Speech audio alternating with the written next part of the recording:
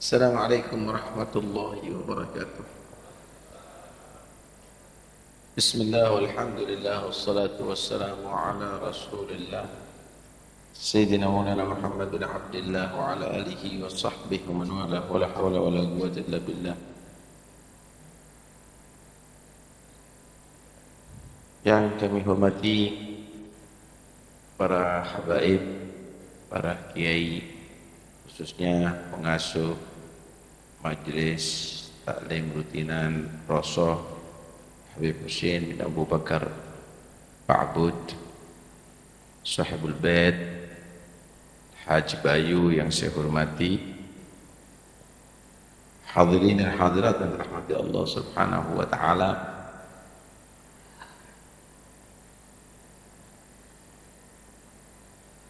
Nabi sallallahu alaihi wasallam bersabda, "Man yuridillahu bihi khairan yufaqihu fid din." Jangan dikasih like. Asapnya ada. Man yuridillahu bihi khairan yufaqihu fid din. Siapa orang yang Allah kehendaki diberikan kebaikan kepadanya, maka Allah menjadikan dia orang faham tentang ajaran agama. Ada perbedaan bainal murid wal murad. Orang yang berharap kebaikan kepada Allah dengan Allah yang menghendaki memberikan kepadanya. Bainal khatib wal makhtub. Orang yang melamar sama orang dilamar, lain. Bainal talib wal matlub. Orang yang mencari dengan yang dicari, itu lain tentunya. Orang yang mencari ilmu agama ini, orang yang ingin mengetahui ilmu agama ini adalah man yuridillahu bihi khairan. Orang yang Allah kehendaki untuk Allah berikan kebaikan kepadanya. Luar biasa. Yu'til hikmata man yasha. Wa man yu'tal hikmata faqad utiya khairan katsira.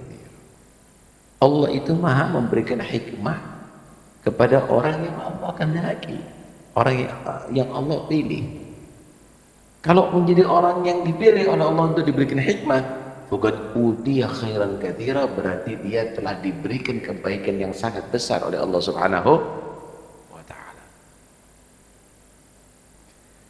Ada orang menganggap bahwa pemberian yang besar itu mobil mewah, rumah megah, harta yang berlimpah. Tapi Allah dalam Al-Quran menerangkan khairan katsira, kebaikan yang banyak itu adalah hikmah, ilmu yang manfaat yang Allah berikan kepada manusia. Karena itu beruntung sekali kita menjadi orang yang bisa menggali ilmu. Hadits Nabi sallallahu alaihi wasallam bersabda, "Man salaka tariqan yaltamisu fihi ilman, sahalallahu lahu tariqan ilal." Siapa orang yang ia berjalan untuk mencari ilmu,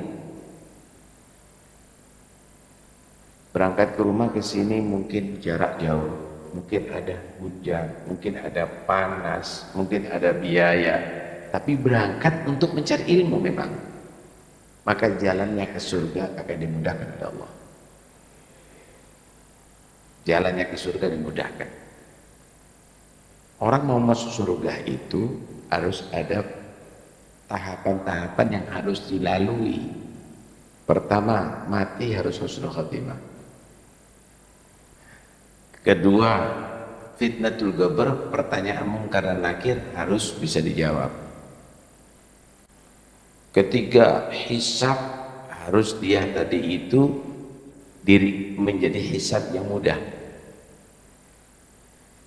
Keempat, timbangan amal solehnya harus berat. Sampai puncaknya dia harus melewati jembatan sirat yang lebih kecil dari satu rambut dan lebih tajam daripada pedang. Tapi kalau orang itu berjalan keluar dari rumahnya untuk mencari ilmu,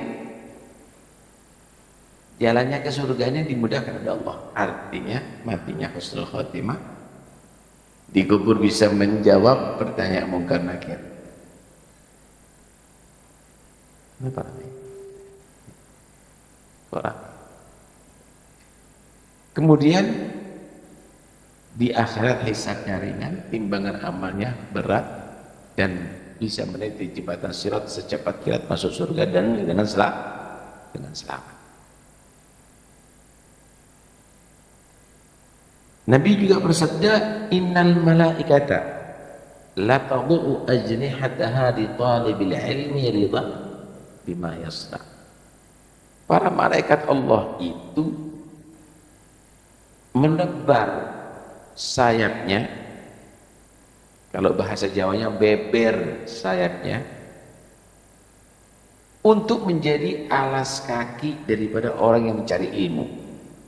Karena begitu senangnya malaikat melihat apa yang dilakukan oleh orang mencari ilmu. Kalau ada wali kota atau bupati Kediri ketamuan seseorang, maka dia menyatakan, dari pintu batas Kediri beberkan babon sutra, jangan sampai kakinya menginjak tanah, sampai ke rumah dinas atau kantor wali kota atau bupati. Kita bisa bayangkan betapa mulianya itu tamu, betapa hebatnya itu bupati atau wali kota menghormati itu tamu. Malaikat juga begitu. Kalau ada orang yang keluar rumah untuk mencari ilmu, sayapnya dihamparkan untuk menjadi alas kakinya. Begitu malaikat menghormati, ihtiraman wa ikraman, bal tawadu'an, bahkan malaikat bertawaduk kepada orang yang mencari ilmu agama. Karena malaikat itu punya sayap. Ja'ilil malaikati uli ajnihatin matna wa thulatha wa ruba' yazidu khalqi ma yasha. Malaikat Jibril dikatakan punya lahu sittu mi'ajanah, 600 sayap. Itu semuanya kalau mencari orang, melihat orang mencari ilmu, dihamparkan sayapnya. Karena itu diceritakan ada dua sosok murid yang datang untuk belajar kepada gurunya. Gurunya arif billah, wali, mukasyif. Dilihat murid tadi itu duduk dicumi kakinya. Dua muridnya tadi kaget, kenapa guru? Diam kamu, diam, nanti saya kasih tahu. Setelah begitu lama dicium kedua kaki si murid ini, saya tadi melihat malaikat menghamparkan sayapnya dan kamu jalan di atas sayap malaikat. Karena itu saya ingin berkah sayapnya malaikat, kata dia. Karena itu tidak boleh orang menghina orang mencari ilmu agama, asal mencarinya karena ilmu ini adalah untuk kita beribadah kepada Allah, bukan untuk debat, bukan untuk cari popularitas, bukan untuk meremehkan yang lainnya. Karena itu kalau ada orang menyalahgunakan ilmu ini untuk selain Allah, maka bahaya. Nabi menyatakan, man talabal ilma mimma yubtagha bihi wajhullah liyukabira bil ulama wa yumariya bihi sufaha wa liyasrifa bihi wujuhan nas falyatabawwa maq'adahu minan nar. Siapa orang yang mencari ilmu yang seharusnya ilmu ini adalah untuk kita ibadah kepada Allah, kok dibuat untuk penampilan di antara para ulama nih yang paling alim, atau untuk berdebat, untuk menjatuhkan orang lain, atau untuk cari pengaruh, cari pengikut, maka kata Nabi, ini orang berarti telah mempersiapkan tempat untuk disiksa di neraka Allah. Jangan digunakan ilmu kecuali untuk mendekatkan diri kepada Allah Subhanahu wa ta'ala. Karena itu harus kita pelajari adab. Ilmu ini adalah cara kita untuk suluk ilallah, cara kita berjalan menuju kepada Allah. Ini dikatakan walladzina jahadu fina lanahdiyannahum subulana.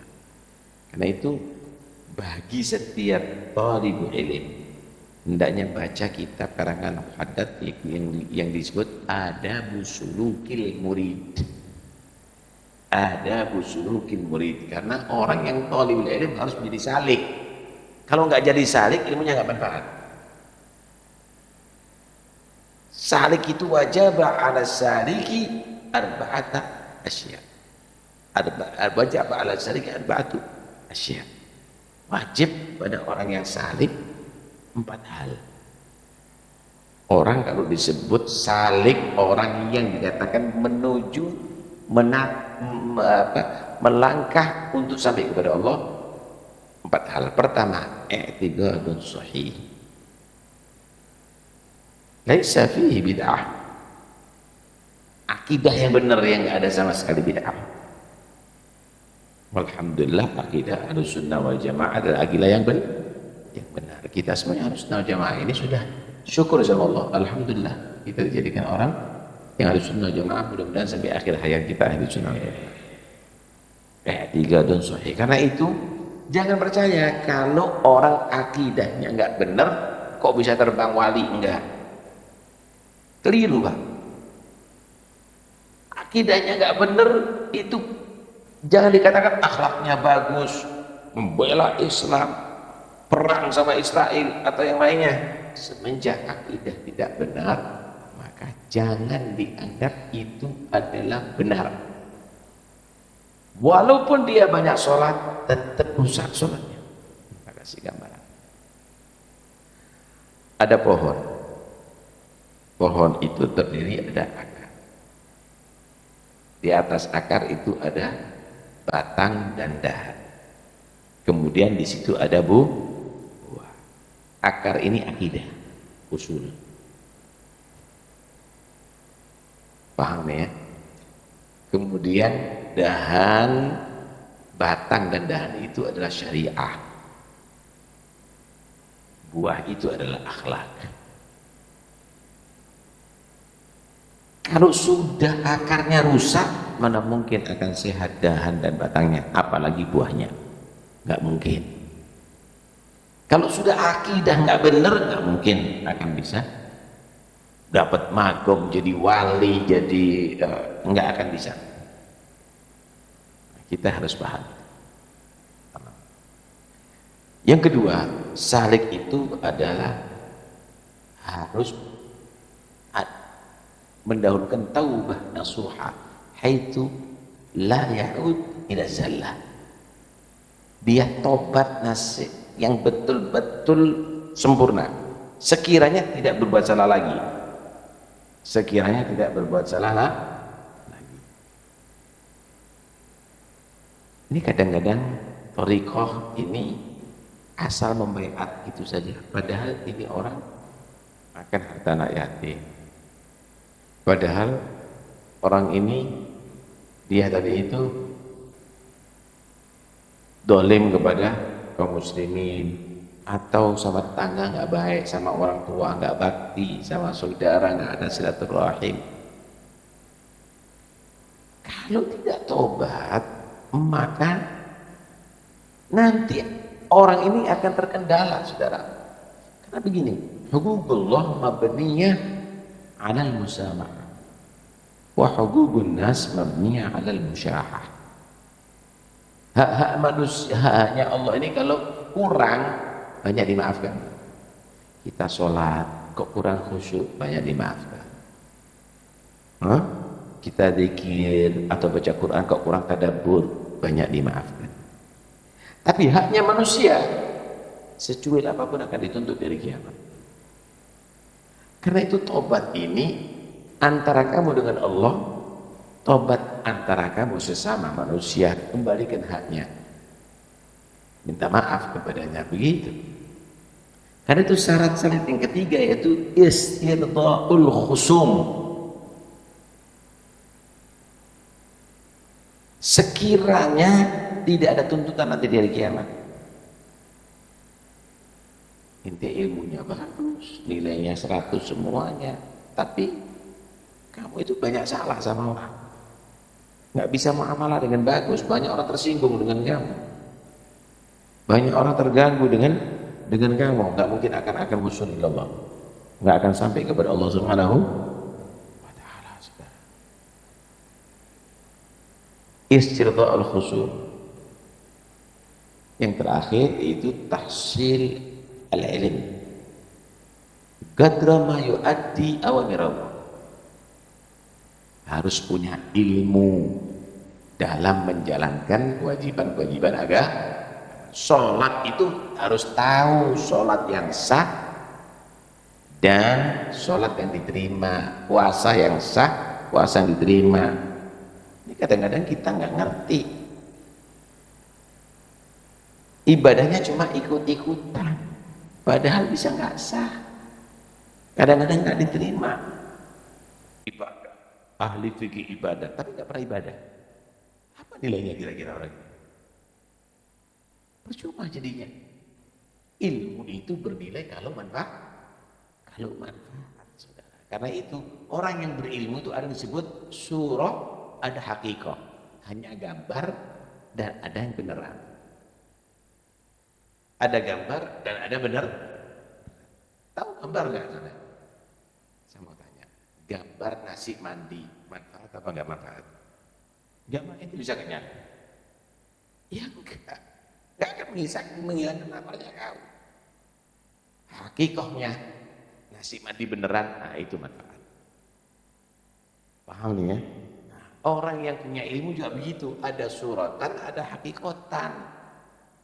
Yang suratan yang pintar ngomong, pintar dalil, yang pintar ceramah, tapi nggak ngamalkan ilmunya.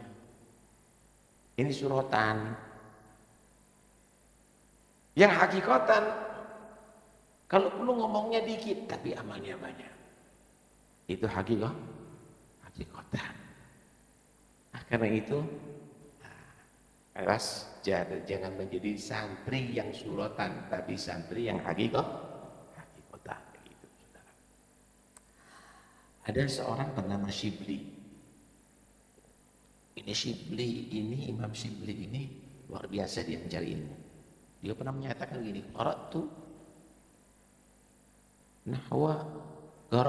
talabtul ilma ila 400 ustaz.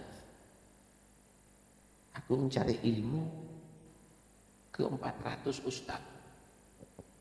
400 ustaz dulu itu enggak seperti sekarang. Guru TPQ ustaz.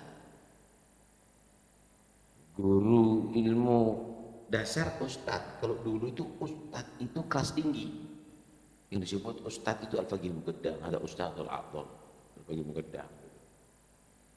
Syekh juga gitu, sekarang semuanya syekh. Kalau dulu nggak semuanya, khawas, orang-orang khusus. Aku ini belajar ke 400 ustadz zaman dahulu itu. Wa qara'tu atau wajama'tu 4,000 hadis, 4.000 hadis aku bisa mengumpulkan. Nah kalau sekarang sampai 4.000 hadis tinggal beli buku Bukhari, Muslim, Muwatta, dipasang bisa puluhan ribu hadis. Kalau dulu satu hadis itu kadang-kadang berpuluh-puluh mil dicari. Ini sudah mengumpulkan 4.000 hadis. Fakhtartu minha hadithan wahidan wa khallaitu ghairahu. Dari 4.000 hadits aku ambil satu, yang lainnya udah nggak anggap. Satu ini, kenapa? Li'anni ta'amaltu fihi najati wa khalasi. Karena aku merenungkan ini hadits di situ, ternyata ada keselamatan bagiku.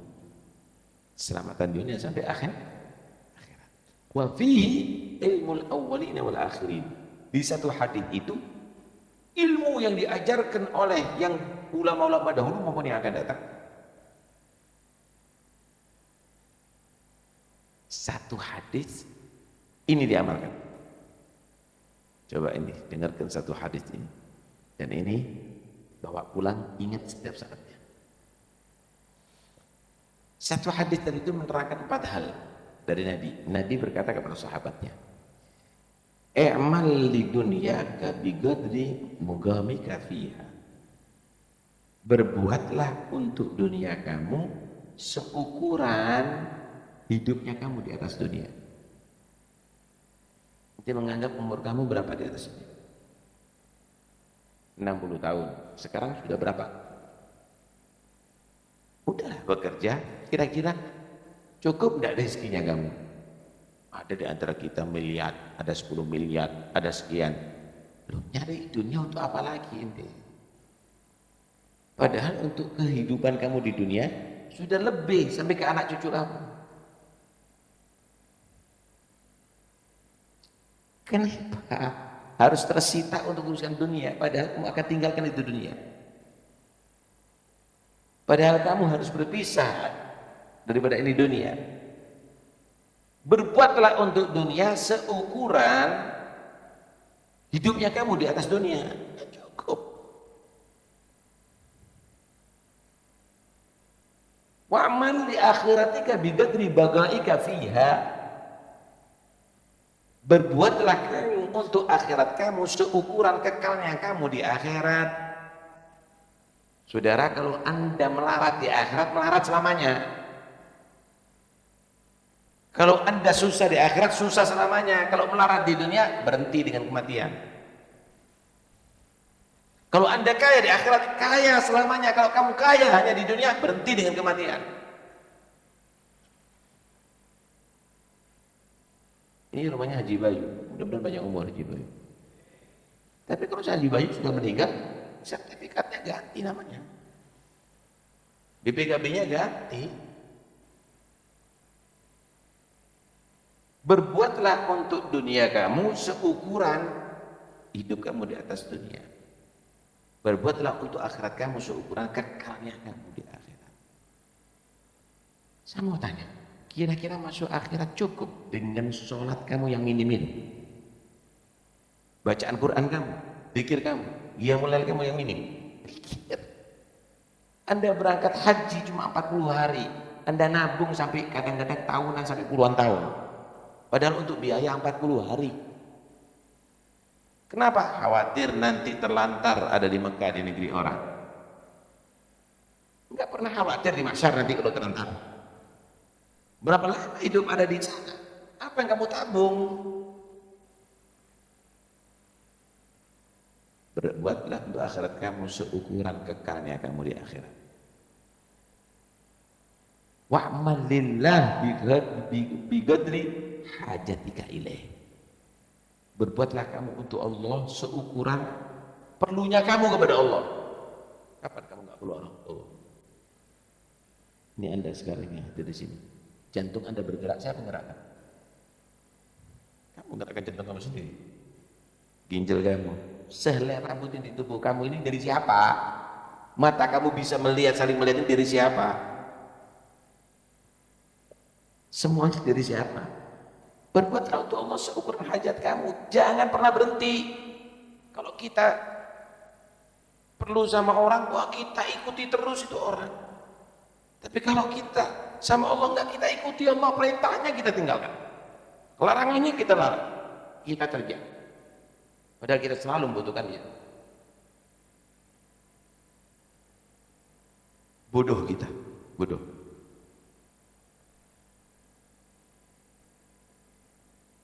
Mudah-mudahan senang semuanya. Ini seandainya masyarakat yang ada di Kediri ditakdir sama Allah buta semuanya. Nggak ada kendaraan yang berjalan di jalan raya. Nggak ada toko yang buka, saudara. Kita nggak tahu satu sama lain. Kita nggak tahu mana arah barat, arah timur, arah utara, selatan. Kita nggak kenal lagi anak kita ini yang mana, istri kita yang mana. Tapi apa yang kita lihat selama ini dengan mata kita ini? Padahal mata dari Allah. Wajahnya orang soleh, wajah artis.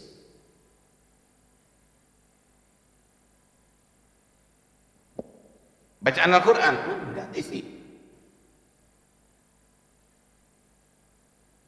Berbuatlah untuk Allah seukuran perlunya kamu kepada Allah. Yang keempat, wa'mal linarik biqadri sabrika 'alaiha. Berbuatlah untuk masuk neraka. Silakan. Mau pil, narkoba, miras, zina, judi, dolim, Anda bisa berbuat. Berbuatlah untuk neraka kamu seukuran kekuatan kamu menerima siksa Allah. Api putung rokok kita nggak sanggup menahan panasnya, oke, api neraka. Tusukan duri nggak kuat kita merasakan nyerinya, oke, adab kubur. Fama asbarukum 'alan nar. Seberapa sih kekuatan kamu bisa menahan api neraka? Kok nekat berani? Jadi nekat, nekat kepada Allah Subhanahu wa Ta'ala. Karena itu, akhirnya Syibli mengatakan, udah, ini hadis aku jadikan pegangan hidup. Selamatku dunia akhirat ada di ketika mengamalkan ini hadis. Ilmu yang dahulu yang akan datang ada di ini hadis. Nah, kalau kita kan enggak ngapalkan hadis, tapi enggak ngamalkan hadis. Nah, karena itu saudara, ya, ilmu ini akan bernilai ketika kita mengamalkan. Kalau tidak mengamalkan, maka ilmu ini tidak bernilai. Bahkan ilmu itu akan menjadi sabab celakanya kita. Al-ilmu hujjatun 'alaika hatta ta'mal bih. Wa idza 'amilta kana al-ilmu hujjatan lak. Ilmu itu akan menjadi bukti yang menyengsarakan kamu sehingga kamu mengamalkannya. Kalau sudah kamu mengamalkan, maka ilmu akan mengangkat derajat. Ilmu yang akan membuktikan kamu adalah orang yang sukses, orang yang beruntung. Mudah-mudahan insyaallah kita semua menjadi orang beruntung. Panjang umur, sehat walafiat. Mudah-mudahan ilmu kita menjadi manfaat, menambahkan kita takut kepada Allah, meningkatkan takwanya kita kepada Allah, semakin mendekatkan diri kita kepada Allah, menjadikan orang yang zuhud daripada dunia, bersemangat untuk akhirat. Mudah-mudahan insyaallah ilmu kita menjadi ilmu yang bisa menjadikan rahmat di antara kaum muslimin, saling sayang di antara mereka, saling menghormati di antara mereka. Allah cabut dari kita kebencian di antara kita, permusuhan di antara kita, dan mudah-mudahan insyaallah kita semuanya panjang umur, sehat walafiat, zahir batin, bisa masuki bulan Ramadan dengan penuh semangat, diberi kekuatan Allah meningkatkan ibadah, diberi kekuatan Allah bisa menahan nafsu, dan mudah-mudahan insyaallah Ramadan yang akan datang bukan Ramadan yang terakhir bagi kita. Allah temukan insyaallah Ramadan tahun-tahun berikutnya fi khairin wa afiyah, amin ya rabbal alamin. Wa sallallahu ala sayyidina Muhammad wa alihi wasallam, alhamdulillah rabbil alamin.